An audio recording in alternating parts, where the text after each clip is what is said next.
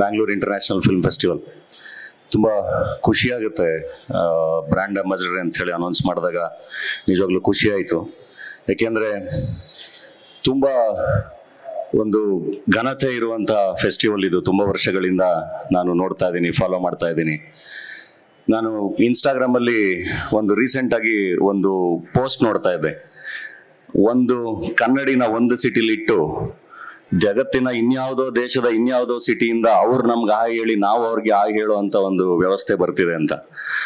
ಆ ಥರ ಇದು ಫಿಲ್ಮ್ ಫೆಸ್ಟಿವಲ್. ಅವರ ಅಂದರೆ ಸಿನಿಮಾಗಳ ಮೂಲಕ ಬೇರೆ ದೇಶದ ಸಿನಿಮಾಗಳು, ಬೇರೆ ಭಾಷೆಯ ಸಿನಿಮಾಗಳು, ಅಲ್ಲಿಯ ಕಲ್ಚರ್ ಎಲ್ಲದನ್ನ ನಾವು ನೋಡಿ ನಾವು ಅರ್ಥ ಮಾಡ್ಕೊಳ್ಳುವಂಥದ್ದು ಮತ್ತು ನಮ್ಮ ಕಲ್ಚರು, ನಮ್ಮ ಸಿನಿಮಾಗಳನ್ನ ಬೇರೆಯವರು ಎಂಜಾಯ್ ಮಾಡುವಂಥದ್ದು. ಆ್ಯಂಡ್ ಅದು ಸಿನಿಮಾ ಮೇಕರ್ ಮತ್ತೆ ಪ್ರೇಕ್ಷಕರ ಮಧ್ಯೆ ಒಂದು ಡೈರೆಕ್ಟ್ ಸಂವಾದ ನಡೆಯುವಂಥದ್ದು ಎಲ್ಲದು ತುಂಬ ಅದ್ಭುತವಾದ ಕೆಲಸ.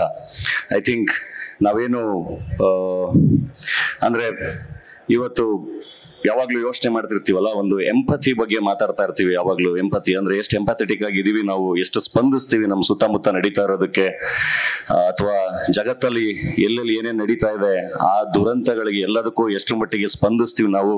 ಆ್ಯಂಡ್ ಅದನ್ನ ಪ್ರೀತಿಯಿಂದ ಸ್ಪಂದಿಸ್ತೀವ ಅಥವಾ ಈ ಬೇರೆ ಯಾವ ಒಂದು ಆ್ಯಂಗಲಲ್ಲಿ ಸ್ಪಂದಿಸ್ತೀವಿ ಅನ್ನೋದಕ್ಕೆ ಈ ಸಿನಿಮಾಗಳ ಮೂಲಕ ನಾವು ಸಿನಿಮಾ ನೋಡ್ಬೇಕಾದ್ರೆ ಯಾವುದೋ ದೇಶದ ಯಾವುದೋ ಪಾತ್ರಗಳು ಅಲ್ಲಿ ಯಾವುದೋ ಒಂದಕ್ಕೆ ನಮ್ಮ ಮನಸ್ಸು ಮಿಡಿಯುತ್ತಲ್ಲ, ಅದು ತುಂಬ ಇಂಪಾರ್ಟೆಂಟ್.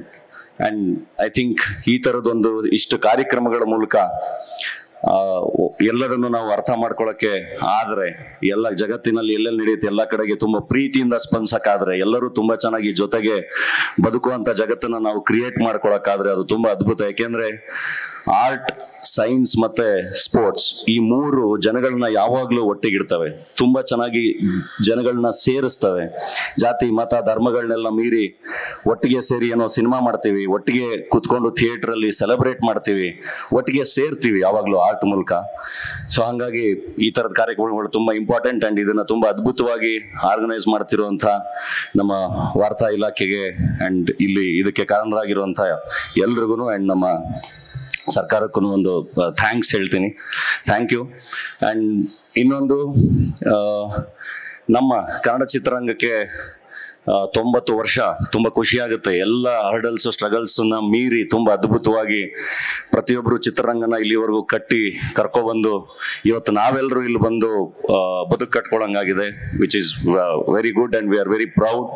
ಆ ಕನ್ನಡ ಸಿನಿಮಾ ಮತ್ತು ಸಿನಿಮಾದ ಸೆಲೆಬ್ರೇಷನ್ ನಿರಂತರವಾಗಿ ಹಿಂಗೆ ಆಗಲಿ ಅಂತ ಹೇಳಿ ಹಾರೈಸ್ತೀನಿ. ಆ್ಯಂಡ್ ಅದಕ್ಕೋಸ್ಕರ ನಾವೆಲ್ಲರೂ ಜೊತೆ ಕೆಲಸ ಮಾಡೋಣ ಅಂತ ಹೇಳಿ ಕೇಳ್ಕೊತೀನಿ. ಆ್ಯಂಡ್ ಇನ್ನೊಂದು, ಕೋವಿಡ್ ನಂತರ ಐ ಥಿಂಕ್ ಸಿನಿಮಾಗೆ ಸಬ್ಸಿಡಿ ಆ ವಿಚಾರದಲ್ಲಿ ಕಮಿಟಿ ಆಲ್ರೆಡಿ ಫಾರ್ಮ್ ಆಗಿದೆ ಅಂತ ಕೇಳಿದೆ.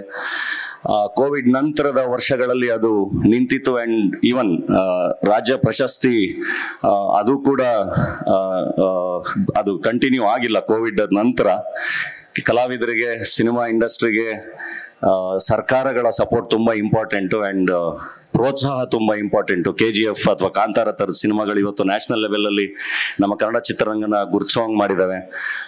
ಅದಕ್ಕೆ ಒಂದು ಪ್ರೋತ್ಸಾಹವಾಗಿ ಸರ್ಕಾರದಿಂದ ಏನಾದರೂ ಒಂದು ಸಿಗೋದು ತುಂಬ ಇಂಪಾರ್ಟೆಂಟ್. ಹಂಗೆ ಹೊಸ ಕಲಾವಿದರು, ಹೊಸ ನಿರ್ಮಾಪಕರುಗಳ ದಂಡುಗಳೇ ಬರ್ತಾ ಇರುತ್ತೆ. ಸೊ ಅವ್ರಿಗೆಲ್ರಿಗೂ ಪ್ರೋತ್ಸಾಹ ಸಿಗೋದು ತುಂಬ ಇಂಪಾರ್ಟೆಂಟ್.